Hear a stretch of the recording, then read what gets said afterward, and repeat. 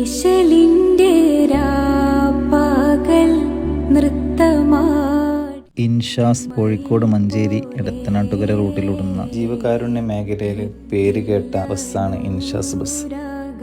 Bus സ്റ്റാൻഡുകളിലെ ഒരു ബസ്സിന്റെ മുന്നിലും കാണാത്ത ഒരു പോസ്റ്ററാണ് നോമ്പ് തുറ സൗകര്യം ലഭ്യമാണെന്ന പോസ്റ്റർ. ഫിറോസ് അലിഖാന്റെ ഉടമസ്ഥതയിലുള്ള ഈ ബസ് വർഷങ്ങളോളമായി നോമ്പ് കാലത്ത് യാത്രക്കാർക്ക്, നോമ്പുള്ളവർക്കും നോമ്പില്ലാത്തവർക്കും നോമ്പ് തുറക്കാനുള്ള സൗകര്യം ചെയ്തു കൊടുക്കുന്നത്. ബസ്സിലെ ജീവനക്കാരായ അനസും ബാബുവും തന്നെയാണ് വെള്ളവും അതുപോലെ തന്നെ മറ്റു വിഭവങ്ങളെല്ലാം യാത്രക്കാർക്ക് നൽകുന്നത്. ആശിച്ച പോലില്ല യൂസഫിലും പ്രേമ.